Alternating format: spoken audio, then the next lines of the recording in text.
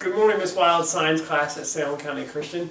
Hope you guys are doing well. I was supposed to come and speak to you all about NASA, but unfortunately for the pandemic, I'm not able to. But my name is John Witt, and I am the youth pastor at Aldine United Methodist. But I graduated from Salem County Christian. I went there from kindergarten all the way through 12th grade. And Miss Wild King asked me to come speak to you about NASA and my experience and some of the cool things I got to do with them. So I just wanted to tell you a little bit about that. To start off, though, I'm going to have kind of slides appearing in addition to me speaking, but I kind of figured we should start off at what NASA is. So NASA stands for the National Aeronautics and Space Administration. And it was founded in 1958 in response to keep up with Russia. You see, the Russians had launched a satellite, and it was the first of its kind. And a satellite is something that orbits the Earth, and they were the first ones to do that. So our country, in response to that, launched NASA. And the key job of NASA was responsible for outer space and for exploring what was in outer space, whether that be astronauts or unmanned explorations into space, to see what was out there and to see what was going on there. So over the years, NASA sent many rockets, many satellites into space, and even many astronauts into space. So that was kind of NASA's job and why they were founded, and why they still exist today. But what you may not know is that there's a lot of famous inventions that came out from NASA, and that was because NASA was trying to come up with ways for astronauts to do different things in space. And as a result, what they found is those things they invented for the astronauts can actually be used here on Earth. So just a couple of things to highlight. If it wasn't for NASA, we wouldn't have water filters. Now, most of your parents probably have water filters in their house, on their refrigerator or on the water coming into their house. And what it is where water comes in and gets filtered and purified so that you can drink it and that it's safe. You see, they had to do that in space for the astronauts, and then as a result, when they realized, oh yeah, that'll work here on Earth too. So we have them to thank for clean drinking water, really. Also, another example of something that came from NASA was cordless tools. You see, your parents or your dad especially probably has a cordless drill that runs on battery power and it does not have to be plugged in. And you see, we can thank NASA for that because they had to have a way to astronauts to be able to fix things or use tools in space without being able to plug them in. So they came up with cordless power tools. So again, that was a function and an invention from NASA.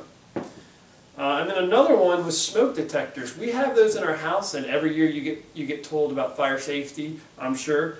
But NASA invented smoke detectors to put in the International Space Station and other things that astronauts were in, so that if there was a fire of any sort, they would be notified right away, because fire is even more dangerous in space than it is down here. Another famous invention that we all use and take for granted is wireless communications, or cell phones. You see, astronauts needed a way to talk to each other wirelessly, so NASA developed headsets and other ways for them to talk to each other. And then as a result, that kind of pretty much morphed into the cell phone. So we can thank NASA for that as well. Another invention is a dustbuster. So if it wasn't for dustbusters, if it wasn't for NASA, we wouldn't have dustbusters. And a dustbuster is basically a cordless vacuum cleaner that runs on battery power. And again, they needed a way to use a vacuum cleaner up in space, but not have it plugged in. So they needed to run on battery power.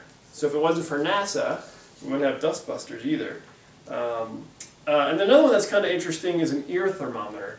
You see, they needed to take a way to take an astronaut's temperature very quickly and through the ear. So we use them here on Earth, and we have them, but they were first invented by NASA for the astronauts. And the last invention I want to talk about, but by far one of my favorites, is sunglasses. You see, a lot of us wear them every day, especially in the summer. And NASA invented them because they needed a way for astronauts to be able to protect their eyes from the sun. So you see, if you ever see a picture of an astronaut, you see that big shield they're wearing over their face. And that basically led to the invention of sunglasses here for us every day. But the concept all started at NASA. So you see, NASA has contributed to our daily lives as well as our astronauts' safety and well-being too. Now, where do I fit in and what did I do? So I didn't actually work for NASA, but what I did was I did a research project for them when I was in college, actually 2 different research projects. And I got to be a part of something called the Weightless Wildcats. And see, if you see this chart, you see a picture of an airplane at the bottom, and you see NASA needed a way to train astronauts on the ground. But you see when they're in space, they're weightless and they're floating around.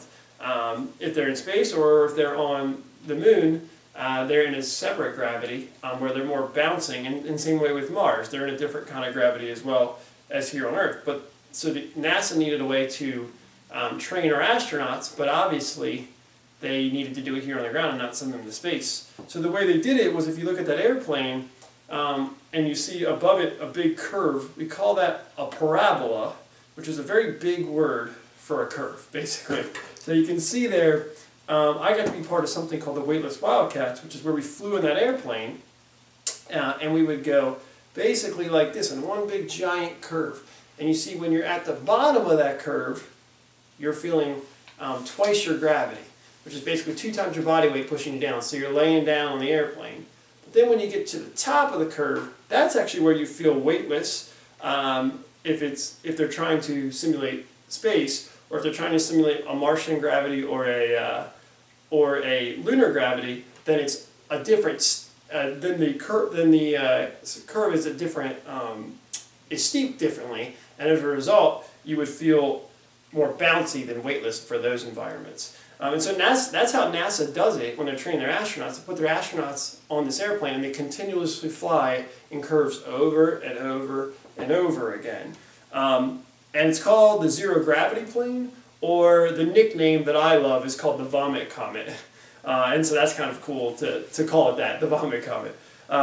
But so they put the astronauts on there to train them, to get them to understand what it's like before they send them up to space. And so we, as a result, me and my team when I was in college, we got to do this twice. The first time we went on the airplane, and we were trying to understand, we actually did our experiment in lunar gravity, so we were trying to simulate being on the moon.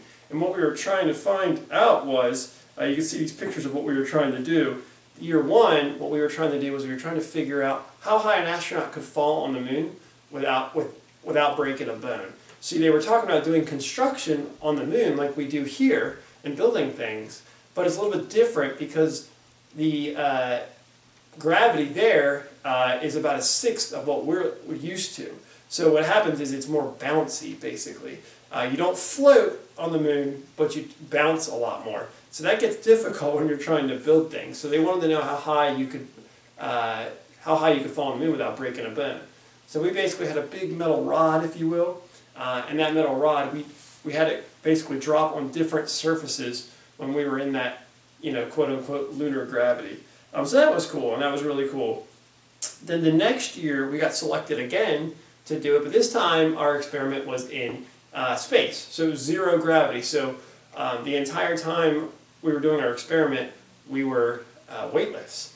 And so that experiment that year was, you can see some pictures here, and the whole point of that was they wanted to see how they could give a shot to an astronaut while he was weightless. You see, you don't really think about it, but there's always a bubble in a syringe when you get a shot.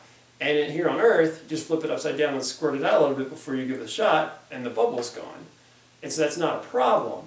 But in space, you can't do that. It doesn't work because everything's weightless. So you have to have a way to get the bubble from the front of the syringe to the back of the syringe. So we were playing with different size syringes and different liquids to try to figure out how to make that happen.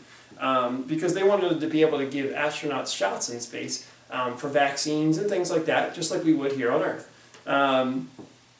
So we had to figure out a way to do it. So we basically had what we call a centrifuge, which is a very big word, but basically we put different sized syringes on a cylinder and we spun them at different speeds. And the whole goal was we were trying to see how fast we could spin them to get the bubble to move in space.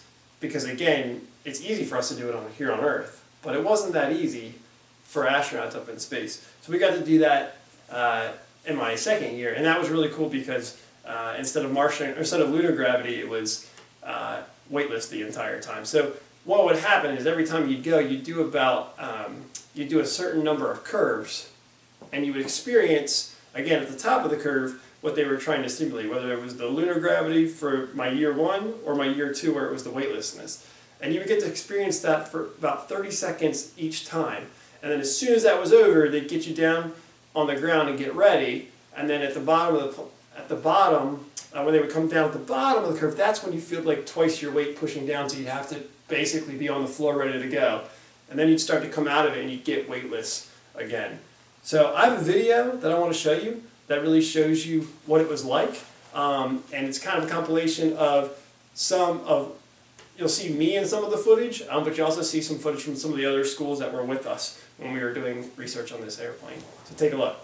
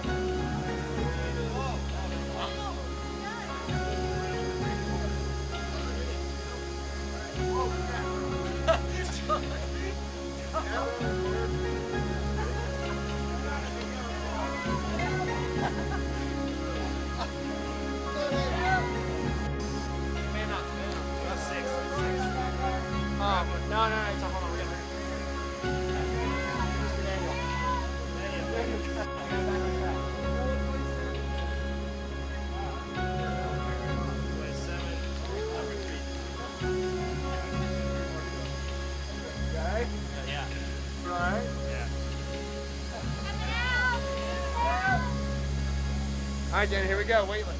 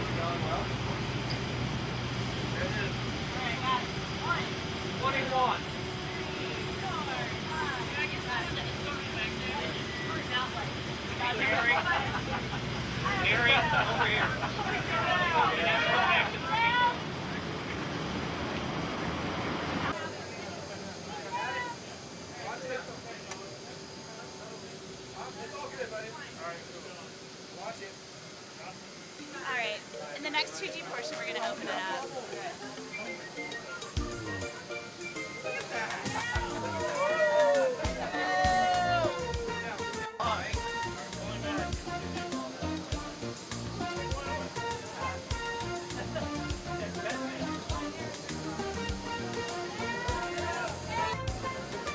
Hello, I'm Allison Turber from the University of Kentucky. I'm here with my teammate Hannah Grice, and we're working on positioning air bubbles and syringes for astronauts when they have to give medical injections of zero G. In our test rig, we have a plate that spins around and cameras that record the motion of the bubbles.